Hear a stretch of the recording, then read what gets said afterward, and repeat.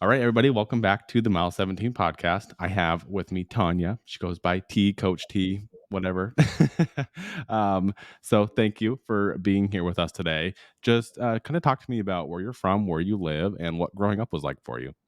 Well, first of all, thank you so much for having me. I'm really excited. So I grew up, born and raised in Montreal, Canada, in a small municipality, which I live right around the corner from today. Nice. Have you ever lived like outside of Canada? Like, have you ever lived in the US or have you always just lived in Canada? So that's a really funny question because most people are like, "You're American, right?" And I'm like, "No, I'm No. Canadian," Right. but I don't sound like a typical Montrealer. So the official language here is French first, English second. But I grew up speaking like four languages at home, so I have much more of an Anglophone accent. My parents were also split up when I was young, and my dad lives in the US. So I spent the majority of my life just like going back and forth between Canada, the US, Canada, the US. So despite not being American, I can relate to feeling a little bit of American in my blood. I see. What are the biggest differences that you've seen like going back and forth that like or does anything even stick out to you?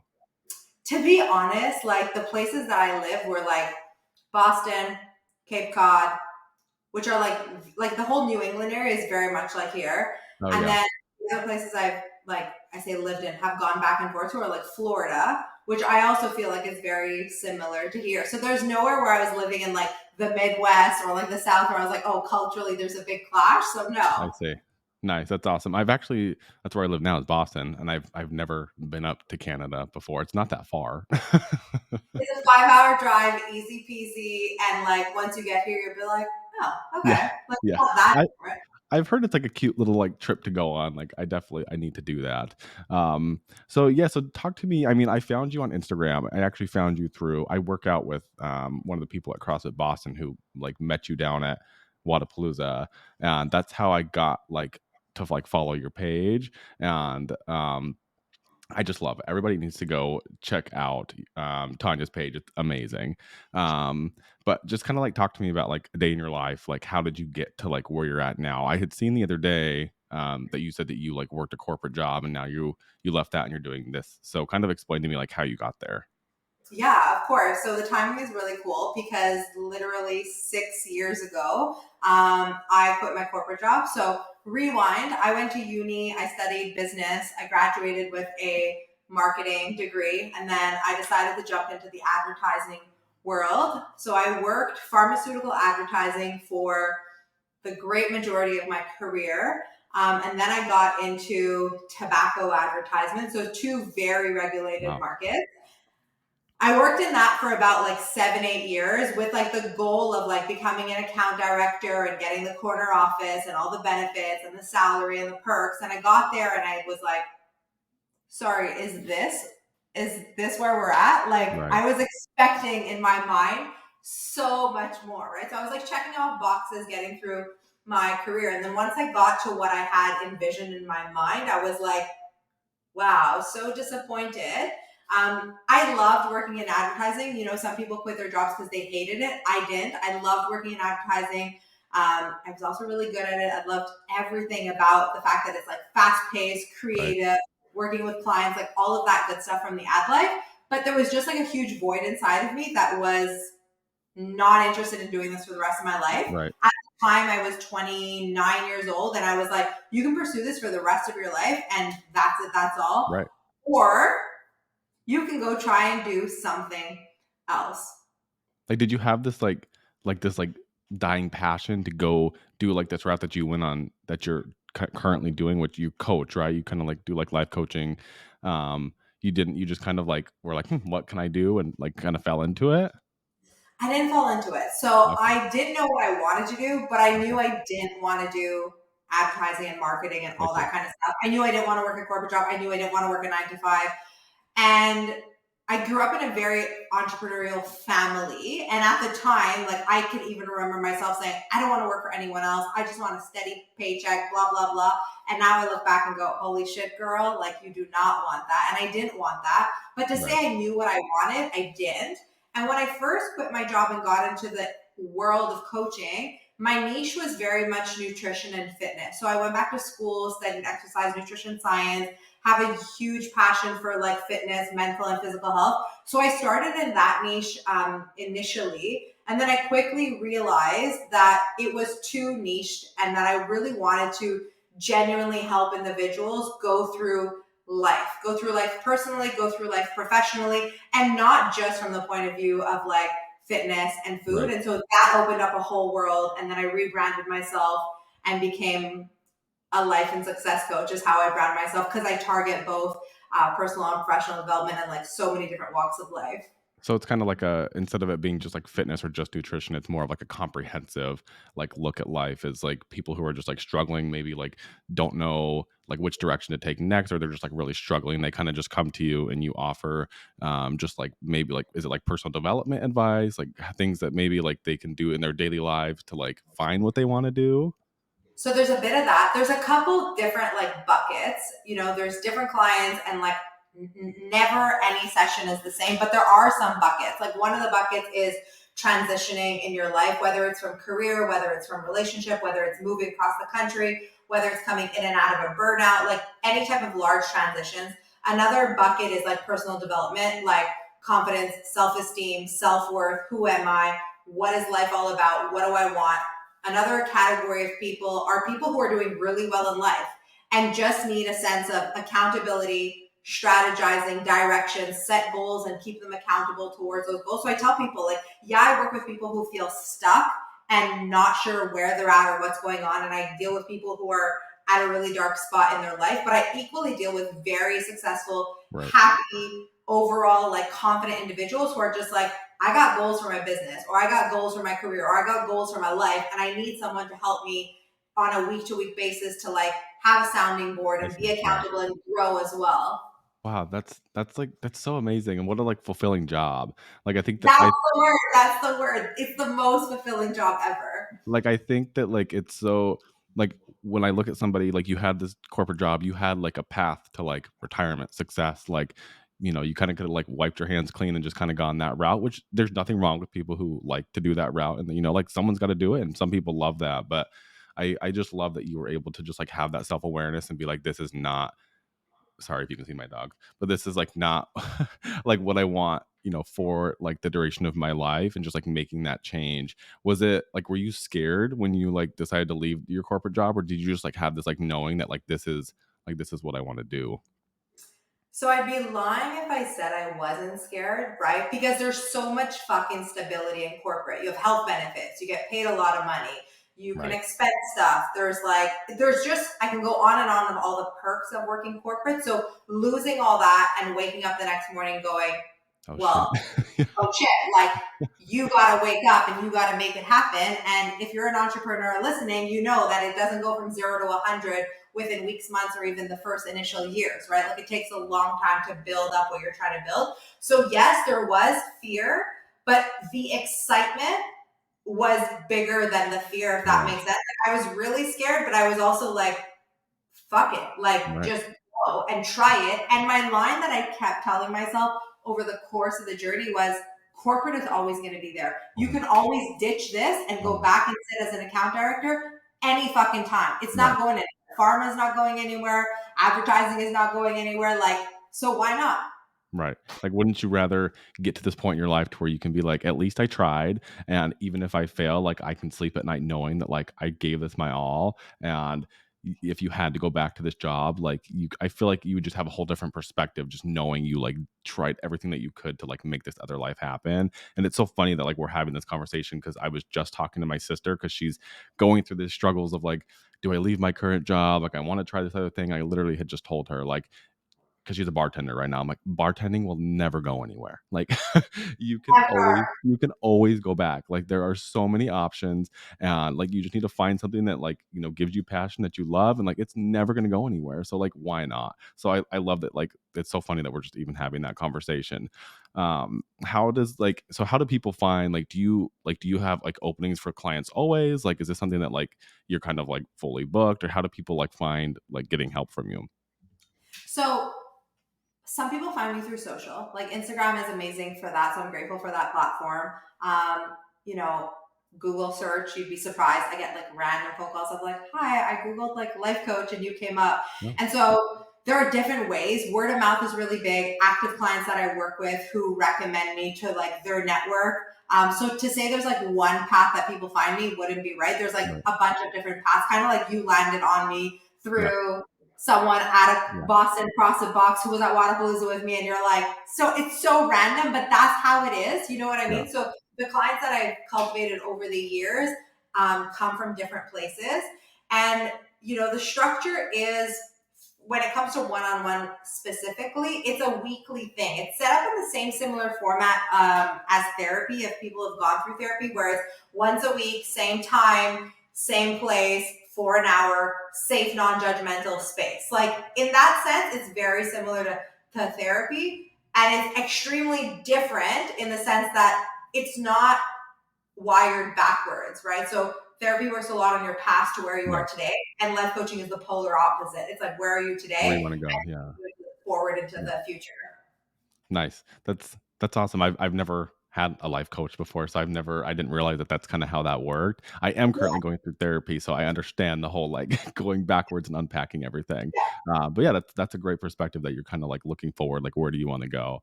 Um, I literally, like, love your Instagram. I always just, like, if I ever need, like, something uplifting, like, I literally will, like, go to your page and just, like, watch your story. I just want you to know that. It's amazing. So, like, kind of give me like a rundown, like what's the day in your life? Like do you have like daily routine every day, like, or do you kind of mix it up, or like what are things that you do every day no matter what? Yeah, that's what I'm interested to kind of know. okay, so every day, no matter what, coffee. Yes, of course. Every day, no matter what, working out. And I'm a very routine, structured individual. Like I thrive through this is the checklist, this is the things I need to get done. I leave a little room in my life for like spontaneity and just like flying off the seat of my pants. But to be honest, Monday to Friday, it's like mapped out, color coded to the hour in my calendar. And I know exactly when I'm going to go to CrossFit, and I know exactly where my coaching sessions are. And I'm a little OCD crazy about it, Yeah. to be honest. And I just thrive off having routine and structure. Um, I think yeah. that's healthy. I think that's healthy for a lot of people. I've noticed that like even in my own life, if I have a routine and structure, it just makes like you're not waking up stressed, like, oh my God, what do I need to do now? What do I need to do now? It's a little bit hard, like with my schedule, because I'm a nurse, like my schedule's all over the damn place. So um that's something that I'm like trying to like work out in my life is how can I make this like different lifestyle for myself, because like I can't on the days that I have to go to work, like just with like my transportation to work and how much time it takes and everything, like I physically can't get to CrossFit those days, and it sucks because it's at least 3 days a week. And just like you, like I need to like move my body every day, and it's hard when you can't like, and I absolutely like it drives me insane. um, Just think of something. The other like non-negotiable thing is like a dance party, oh yeah, or I love that. like listening to music at like some point. Like it automatically happens when I'm at the gym, but when I'm home in between clients, like writing emails or having breakfast or grabbing lunch on the deck, like I'm always listening to either music or a podcast or something. It's very rare that I'm unplugged, just like Yeah, listening to silence. just listening to your own thoughts. Yeah. when Therapy enough, okay? We're yeah. not we're not dealing with those things every day. Yeah. No, I gotcha. Oh, when you were, working your corporate job, did you still do these things every day? Did you still do, like, the movement and, like, did you have, like, these healthy habits or I did, but I also had a lot of unhealthy habits. So I was a smoker. Mhm. Started off as a casual social smoker, and then became like a chain smoker over like the period of time during my corporate years. I also Nice. like was a social drinker, and then that with smoking. Right. I mean, but to say I would light up a cigarette at like 5 o'clock in the morning with my coffee, and then go to the 6 a.m. CrossFit class Yeah. till 7, and then I'd walk out of the 7 a.m. CrossFit class and I'd go home, and you know what I mean? Yeah, Like yeah, I have healthy habits. Yeah, I ate super healthy, but sure. I was You have also to get doing it. unhealthy things as well.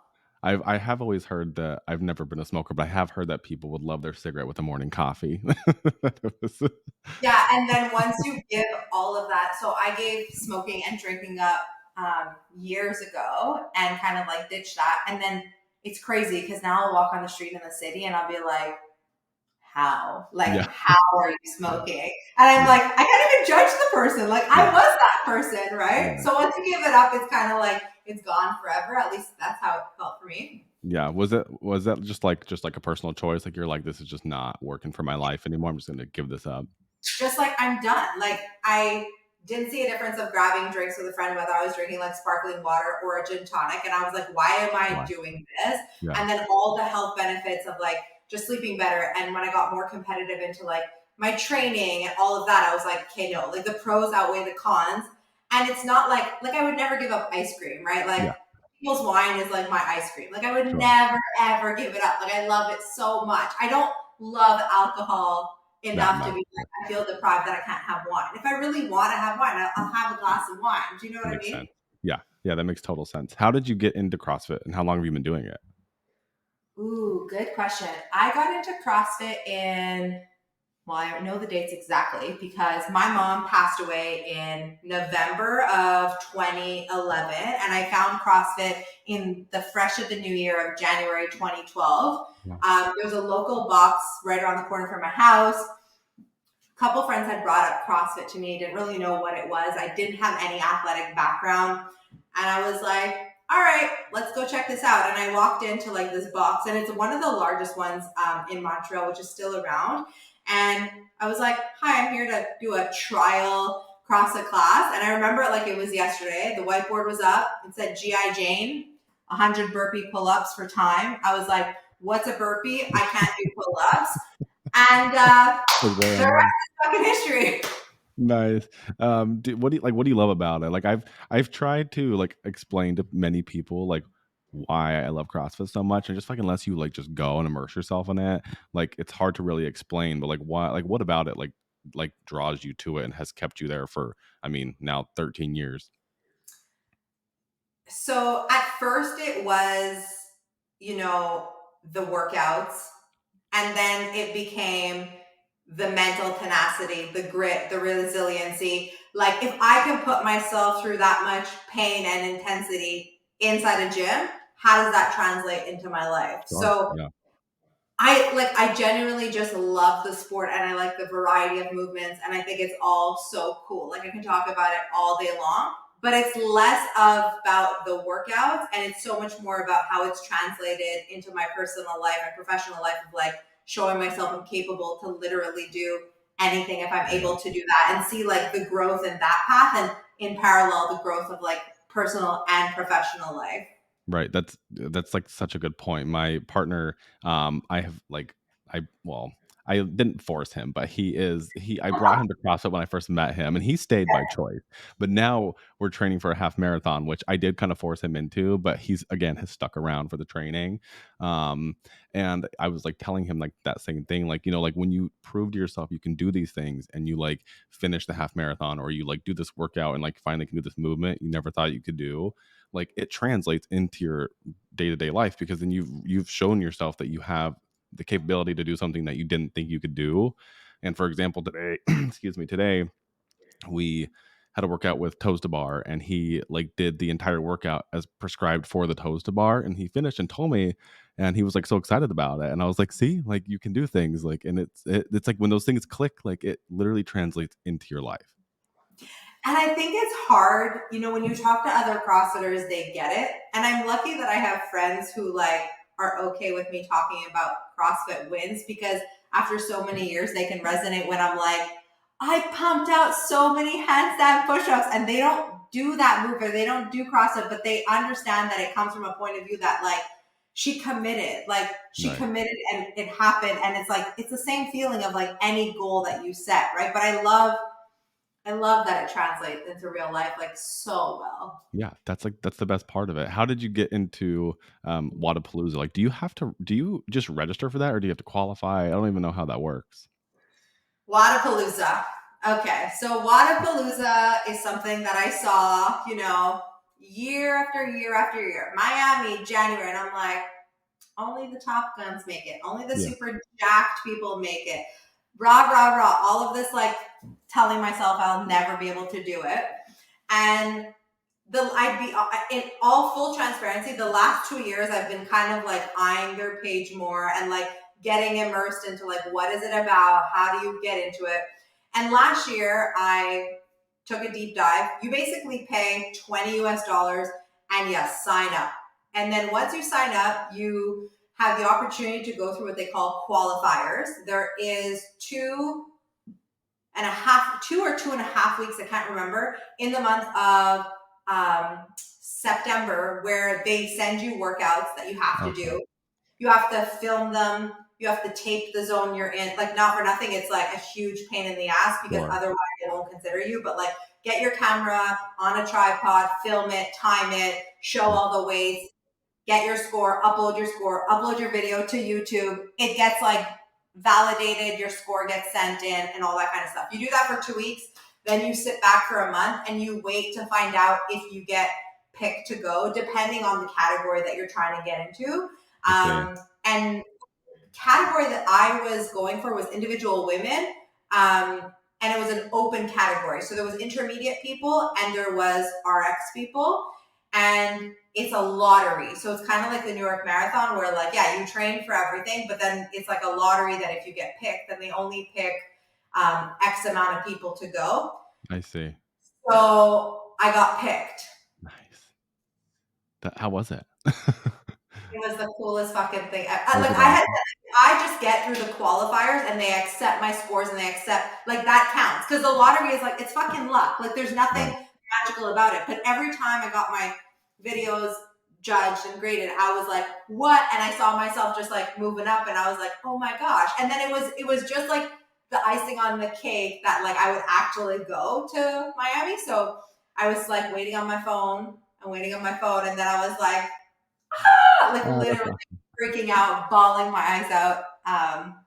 That's And awesome. Did you go down there by yourself? I went down by myself. Yeah. So I did the qualifiers here, like locally in Montreal.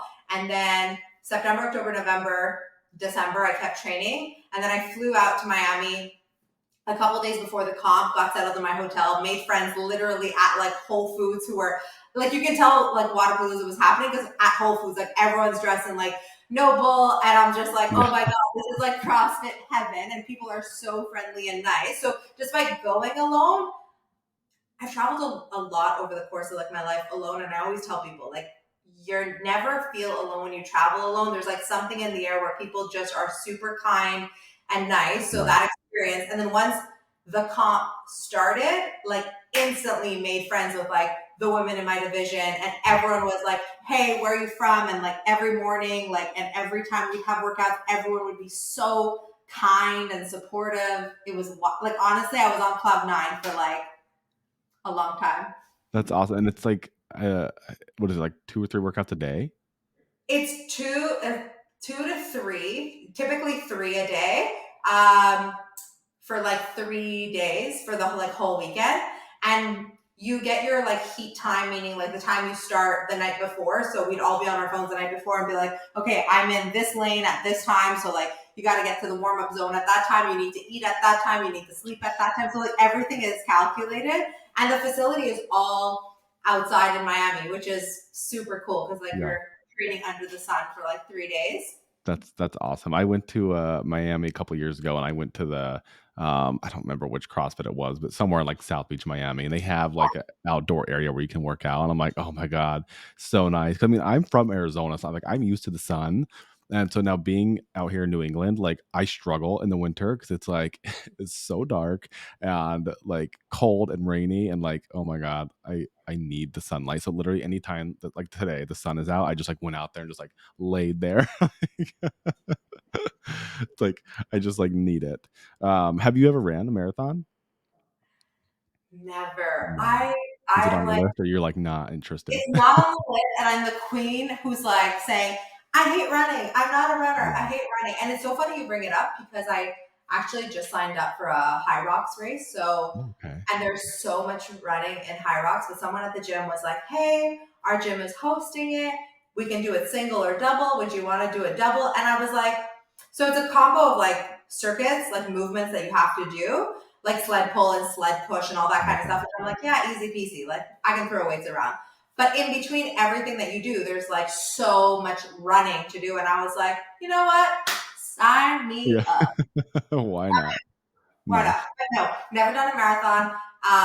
Power to people who do it. I think it's so cool. I love watching it. Right. Um, but I've never dabbled into it. Like the most I've ran in a race is 10K. Yeah, that, and you know what? That's fine. Like, it's not for everybody. I mean, I think most of us are like, "Why would I ever torture myself with this?" But I just feel like once you do it, because I swore when I finished Boston Marathon last year, I swore I would never run another one again, and I've signed up now. I have 2 half marathons coming up and a full marathon in, Hawaii at the end of the year. So it's, oh my god. Like, I definitely got bit by the marathon bug. I'm actually going down to Brooklyn at the end of this month to do the Brooklyn half, which is I'm super excited about. Yeah, That is so fun. yeah. No, I'm super excited to go down there and do it. It'll be fun. Um, so for like, what advice do you give people who are like looking to like make those big changes in their life? Like if somebody's struggling and they like feel like they're like stuck in their job and they like just don't know which direction to go. Like, what do you usually tell people? Like, do you give them advice or do you just kind of like pick their brain and try to like help them like navigate like a path that they want to go down? Like, how does that usually work for you? More of the picking of the brain in order for them to make the decisions themselves without telling people what to do. Telling people what to do doesn't land typically well with people. People Right, don't like being told what to do in right, general. right, So if you're hiring me and I'm going, this is what you should do with your career, and this is what you should do with that relationship, people don't typically like that. So I lead from a place of, you know, let's put everything on the table. Let's look at everything, lay it all out. Where are you satisfied? Where are you unsatisfied? What are you struggling with? You not struggling with?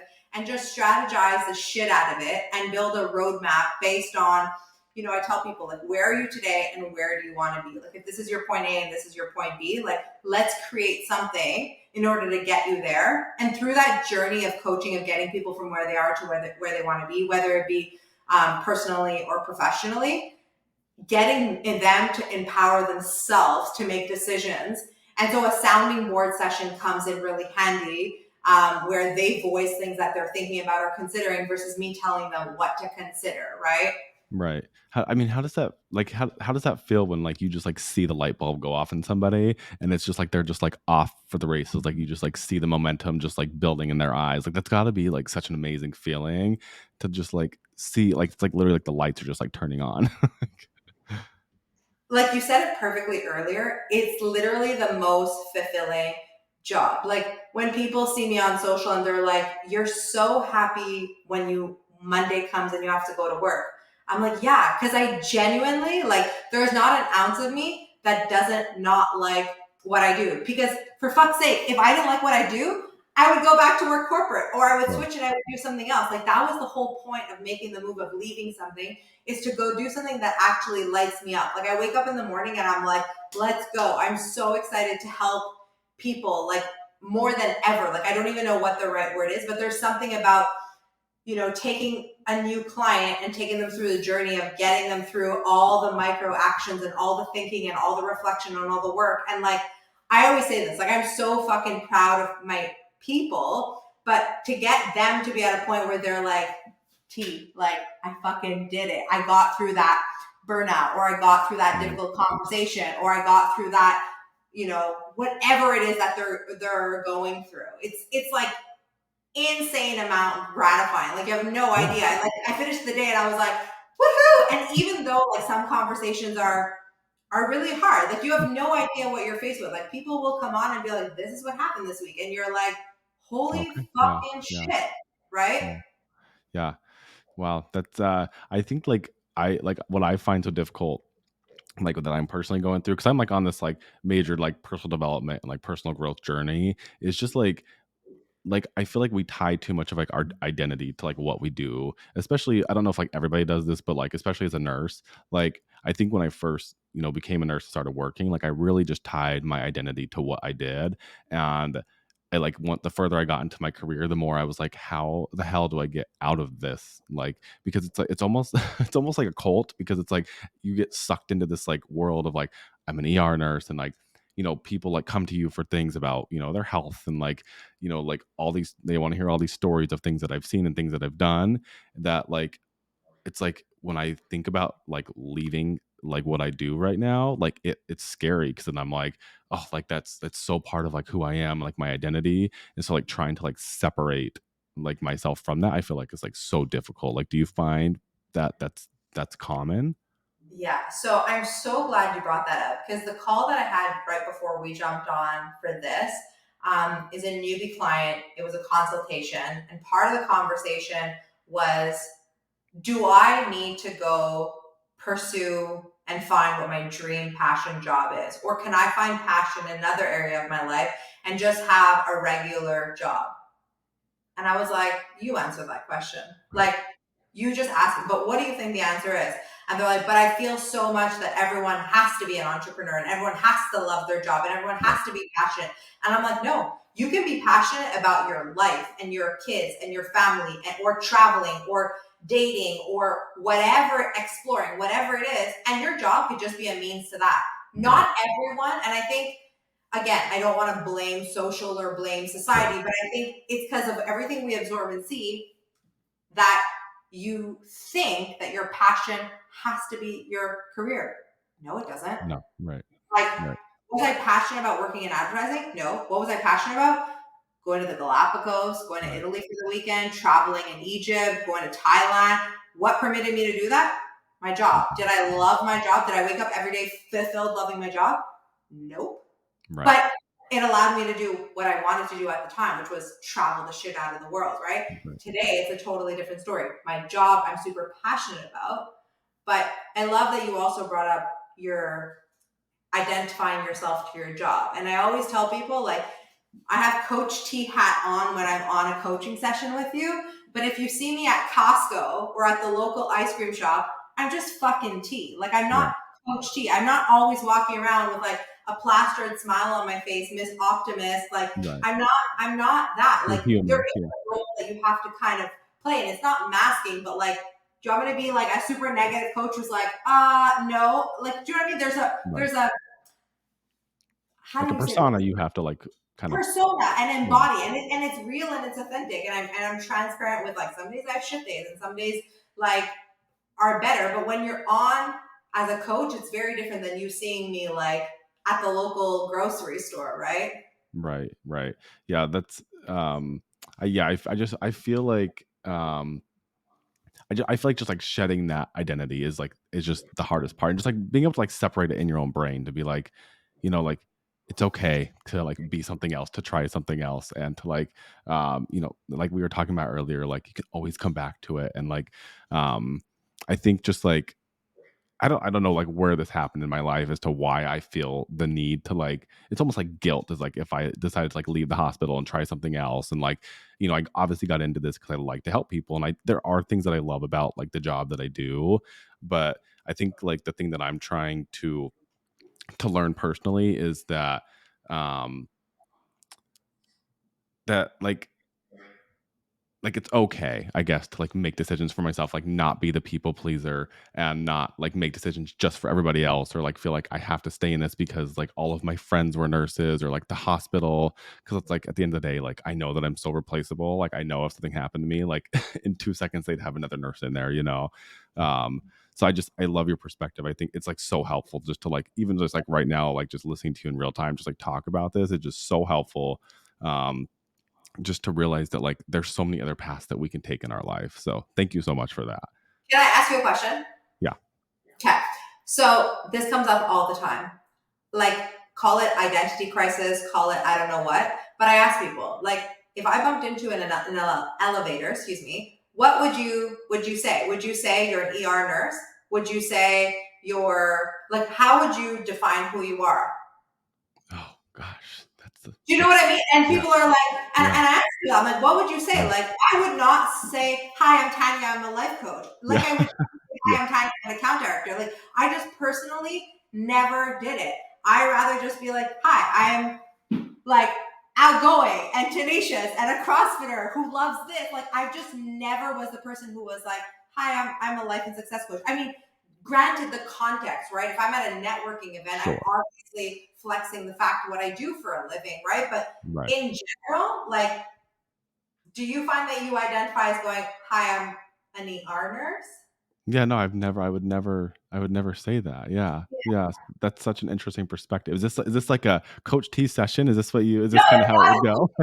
like I have a couple clients who are lawyers, right? And I Yeah. asked them this question. They have huge identity crisis of like, well, if I leave law and I leave the bar and I go do real estate or I go do, interior design, I have an accountant that I'm working with who's considering leaving accountancy after so many years and to literally go dabble into something completely different. And it's like, okay, but are you or are you your Right. CPA? Are you or are you your bar degree? Are you or are you an engineer, right? And in my industry, like I work with a lot of professionals in all different categories, but I go, for some people, they're like, I'm an engineer. That is what I do. And I have clients like that. And then I have other clients who are like, nope, I'm a father of four, or Right. nope, I'm a this of that. Do you know what I mean? Right. Yeah. I feel like what I'm hearing you say is this seems like a very common theme in people who are very high achievers. Like they you lose yourself because like I think like the more time and effort that you put into like this professional career, because it takes a lot of work to be a lawyer or to be a doctor or to be an engineer, to be a nurse, like to work in corporate, like that stuff takes a lot of work and a lot of time. And I think when you invest that time and you get to a certain point to where you start thinking like, oh God, like, did I make a mistake? Like, is this what I wanted? Like, you start to like you lose yourself in it. And like the part that I've had to like really tell myself is like, even if, I don't know what my future holds, even if I decide to like step away and not do what I do as a nurse, like there's no regret in this. Like this was, like I've learned so much and gained so much knowledge. And like we change, like our ambitions change. Like maybe, 7 years ago, Colton really wanted this life. And I've talked about that. Like being a travel nurse was like my dream like 7 years ago. I would literally sit there and just daydream and like this was like what I wanted. And then it's like it's okay like if you get there and you're like, oh, maybe this isn't actually like what I wanted, and it's time to just like pivot. People have a really hard time with that because people feel like once they commit, especially when it comes to things like career, or I see it also in like marriage, like people are like, but I said this is what I'm going to do. And that's what I've been doing for the last 15, 20, 30 plus years. And I'm like, okay, but you've evolved and grown. You've learned. Right. You're not the same person you were 25 years ago. You've gone through a ton of shit in your life. You've gone through so many experiences. You're allowed to not want to keep doing what you're doing. Like you're allowed to shed friendships and you're allowed to shed family members who no longer serve you and you're allowed to like all of those things. But it's hard, especially for people who are in very specific professional positions where they feel like they identify so much with their job that they have no idea who the fuck they are. Yeah. Yeah. Yeah. And I think that's like the point that I'm trying to avoid because I'm still pretty young. I'm 28. And I think like the longer you do that, the longer like just the more it builds up. Right. So it's like I know that I'm young. Like there's so much time to like kind of not allow myself to get, to where it's that because it's hard that like the older you get to be like to backpedal or not even necessarily backpedal, just to like change paths, I guess. Um, so I think that's something that I'm trying to be like super self-aware of that like I know this is not like this is not right for my whole life. Like it's worked up till now. I think a lot of people have the issue with the golden handcuffs, when you make so much like money and it's like hard to like kind of what you were saying, you were making money, great benefits, and then you transition to this other job. Like it's a huge life change. It's hard. But I think just like making that choice for yourself is like so vitally important and like looking at your life as like how when I'm on my deathbed, regardless of what age that is, like I just want to know that the life that I lived was like authentic to me and not just to like make a certain amount of money or And authentic to you is like the key word in what you said, right? Because for some people at the end of their life, it's really important for them that they have an MBA and that sure. they earn X amount of money and they had set amount of kids and they had this type of home and those types of cars. Like, and for some people, that's the truth. But Right. the great majority of people and their research, like there's so much research about this. I was listening to a podcast yesterday that was done from the Harvard Business School where the great majority of people, if you fast forward to the end of their life, don't give a shit about any of that. Don't give a shit about their income. Don't give a shit about their cars, their house, none of it. They would give all of that up to actually have lived a life on their terms because the majority of people are living life based on what I should be doing, what people think I need to be Right. doing, and are not like authentic to themselves of like, I want to do this and I want to try this and I'm doing it for me, not to make other people happy, right? Right. Right. That, like, literally gave me goosebumps just, like, listening to you say that, 'cause it's true. And, like, have you read, Five Regrets of the Dying, I think is what it's called, by No. Bronnie Ware? You should read it. It's a great book, and she's Australian, I believe, but she goes through just, like, the top 5 regrets that people like, she was, like, a caretaker at some point for, like, dying people that were basically, like, on hospice, just, like, at the end of life. Again, I have goosebumps because it's so interesting just to like when you literally like she had the time to just like sit down with dying people and be like, what do you regret? Like what would you have changed in your life? And like the perspectives of these people is just like it just makes you think. It makes you realize like, okay, like what's actually important to me. So you should read it. I'll DM you the book. It's so Totally good. read that book because I'm super intrigued and I love like reading anything about this stuff. And you also, because you brought that up, it's interesting. A client last Friday morning brought up that they were doing a guided meditation and they didn't know that the topic would be the guided meditation is fast forwarding you to your own funeral. It's a common concept that they do in personal development books, but they Right. fast forward you to your funeral and you're sitting at your own funeral. And what do you want them to say about you? Yeah. And Yeah. my client was like, mind fuck. Like they were like, what is that exercise? I'm like, yeah, another common one in that like theme is like writing your own eulogy. Like Mhm. today alive, what would you write down and what would you say? And again, reading people's eulogies or reading what people would hear at their funeral has nothing to do with the things and has all to do with Right. Who they the were. inside. Yeah. Yeah, and I think it's such a, like, just interesting concept because I think death just scares a lot of people, so just to think about the fact of writing your own eulogy or, like, putting yourself at your funeral scares people, but it's like, it just makes you think, like, what like, I remember when I was, like, I don't this is probably why I'm so fascinated with death. Like when I was growing up, my mom worked, she was like did like bookkeeping for a mortuary. And so like just being surrounded, like cuz I'd always go see her at work and stuff, and like not that she worked with the dead bodies, it actually freaked me out, but just like seeing just like the business and just like the constant like death like in your face, like you just realize like, oh, like like we're all mortal, like we all are going to die at some point. And I think when she worked there was again another book, and it was called like The Dash or something, and it just basically talks to you about like how are you living the dash, between like on your headstone from when you were, born to when you die.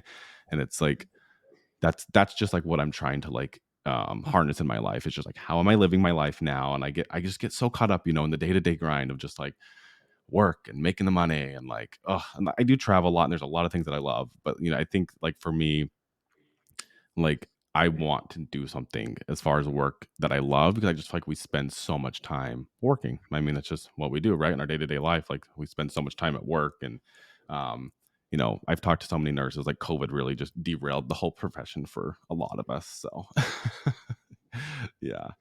Um, let's I have so my final question for you, if you're willing to share, is just the whole podcast is just kind of based on mile 17, which is like a metaphor that I used for life from the Boston Marathon last year. Mile 17 was like when I saw my sister, my partner, like my friends, like it was the last place that I saw anybody. Realized I had like 9 miles left to go. I was like exhausted, I felt terrible, like I didn't want to go any further.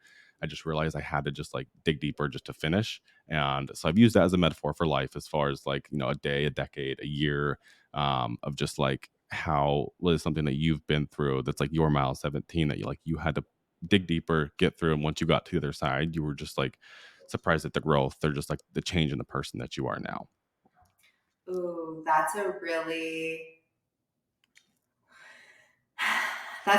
good question. And I have like a couple different answers, but if I had to pick one, I'd have to say it would be the journey of like my mom getting ill and like all the years that she was sick and then her passing away and how that totally, not her passing changed my life, but the whole process of like witnessing that. So just like fast forward, rewind. When I was 5, my mom was diagnosed with a terminal illness. So I only knew a terminally ill mom with a specific type of um, blood cell cancer. And Okay. so she was supposed to pass away within like 6 months of being diagnosed. She was like at a stage 4, super rare at the time. And she didn't. And she actually lived for like 18 years with the Wow. disease. So it was like a really wild experience to live with a terminally ill mom as a young kid. But then in my teenage years, taking on the role of being like a primary caregiver because my parents split up at that time. And then, going through the ups and downs of her being ill on and off for 18 years. And then the later part of like her life, like 2 years before she passed away, where things really like spiraled downwards.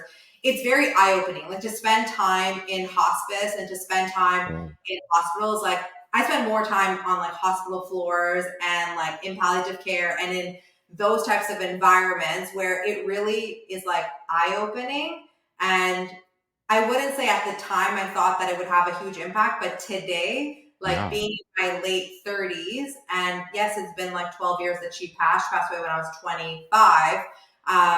That would be the biggest thing that's happened in my life that kind of was like the catalyst for me to show up and like genuinely live a life for myself and not for other people, and to make decisions for myself regardless of what other people would think or say.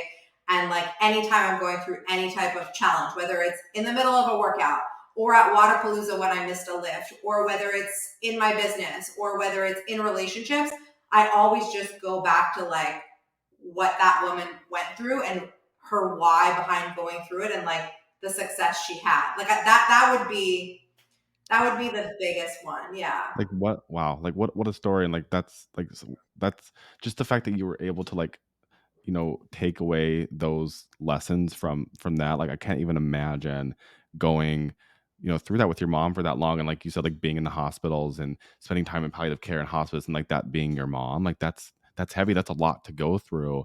Like did you have siblings or was it just you? So I have an older brother, but when my Okay. parents split up, like it was really nasty divorce. It Yeah. was like 7 years long. It was like, Yeah. horrific. Like that's a whole other Yeah. podcast. Yeah. But my brother chose my dad's side and I quote unquote chose my mom's side. And so that relationship wasn't there. I didn't have a Right. close relationship with my brother for many years. Mhm. And that only has recently turned around, I'd say, right around like, it has nothing to do with COVID, but it was around the COVID years that my brother like Yeah. came back around for whatever reason and was like, can we like talk? Can we like rekindle our relationship and see? And we had like a really in-depth like conversation about all the things and kind of turned a page based on him being like absent, because I was a primary caregiver, but I also didn't have like any other family members or Right. siblings to help with any of the situation. So it was really just all on my back at the time. But luckily we turned that around with my brother, and now in the recent years we're like close and stuff. That's amazing. I'm so happy for you. I'm Yeah. so glad that he came back around. And that's there's I have one sister, and like that over the years like we've had issues, but it's that relationship is just like so important. We have a pretty strong relationship now, and I just remember like the times that it wasn't, like you just feel that like there's just there you can't explain the sibling bond, right? Like that's I'm glad that you have that. When your mom was going through all this, did she instill these life lessons in you, or was this just something that you just like picked up like going through that journey with her? Part of it picked up as I went through the journey, but part of it like was her instilling them directly or like indirectly. So things that are trendy now, like Reiki healers and spiritual guides and crystals and meditation and manifestation. Like I grew up in that. Like my mom would be in her hospital bed and she'd have like printouts of like bad cancerous cells and good cancerous cells. And she'd sit there and she'd meditate to kill the bad ones and to keep the good ones. Like she would hold crystals in her hands. Like she had all of that going. And I'm like, hold on, how did you know this is going to be trendy in like Yeah. 2022, 2023? And back in then, I didn't appreciate any of that. But like Right. fast forward now, reading all the books, being into meditation, believing in like the universe, trusting all that. Like she was that. And I was like, I never would have thought this would showcase in my life today. But she was always, she's like the voice. When I was in therapy, my therapist always goes, you have two voices. You have the voice on the side who's like, T, you got this, you can do it, like resiliency. And that's like my mom's voice, right? Anytime that I'm struggling, like I said, I'm just like, you can't give up. Like you can't. Like she never gave up. Like you can't. And she's gone through worse things. And I'll picture like very horrific things that I've seen. in order to be like, snap me to reality of like, if you can see that, you can do this. If you can go through that, because death is a pretty, like, it's a really hard thing to see. And if you've seen it firsthand and it's like your own parent, no matter if you have, I tell people like, it's not just because I have a super great relationship with my mom that I was like going through it and it was horrific. But even if you don't have a close relationship with a parent and you lose a parent, it's still a Heavy. very Yeah. traumatic, heavy thing. Yeah. And it just made it a million times worse because we were like two peas in a pod, right? And I Right. was that person always like chemo appointments and blood transfusion appointments and medication and all that kind of, and caretaking. You just become super, super close, right? Right. That's she it's no wonder she lived so long if she was doing all this manifestation and like using the universe. It's like no wonder she, you know, like made it through all of that stuff when she was given 6 months. And my very first nursing job was with I was worked on an oncology unit, and even like the hospital I'm at now, like we're connected to a cancer center, so we get like a ton of cancer patients. And I've always said like they are the best patients because they have the most tremendous outlook on life because they are literally just so grateful for one more day. Like, and that's how they live. Like, they're grateful for just one more day when the rest of us are like running around just like taking everything for granted. And still, I like need the constant reminder. Like, when I get, a patient that comes in with cancer and like they just like, again, like open my eyes as if I need it like 100 million times slapped in my face. And it's like, you like don't realize how precious life is until like I think especially when you're younger and you get diagnosed with something like terminal or that you have to like really fight through like every day is a fight for your life. It's like they're like superheroes literally.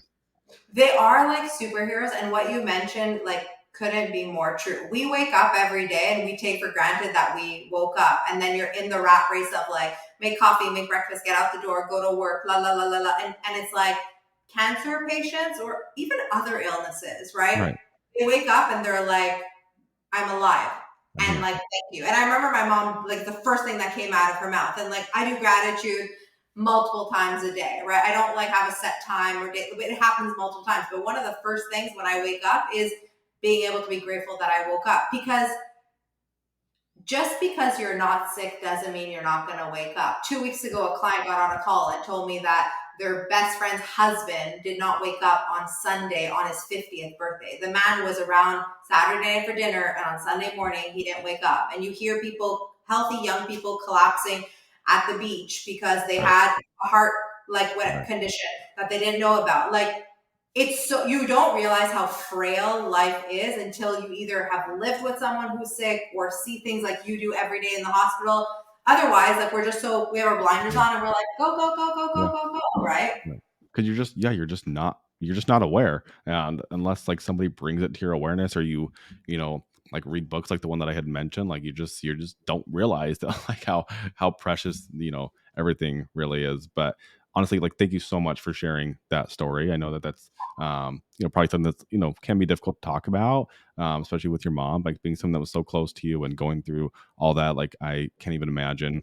But I think that what you went through obviously like has helped you become who you are today, and the things that you can translate into, like, you're so well spoken, like I'm sure that your clients are just like getting like definitely getting a bang for their buck with what they're investing in with you. So I have like honestly I've absolutely loved this conversation. I think that you just bring so much energy. I really hope that everybody listening goes and checks out your Instagram. I'll put it all in the show notes so that they can go check it out. When I got off the phone with my sister just before we hopped on, I was like, I have to send you her Instagram. Like, it's just inspiring. So I'm so thankful that I was able to find you through Shannon's Instagram page, and thank you so much Thank for you, being here. Shannon. Shout Yeah, out to thank you, Shannon. Shannon. Woo! The next time I see her at the gym, I'll have to tell her that we did this so she can listen to it. Other, and as much as you expect gratitude for me, like, right back at you. One, thanks for reaching out. It's a pleasure. You hold a really safe space, and so hence why I feel so comfortable sharing. Yeah, this has been so fun. Yes, thank you so much, T.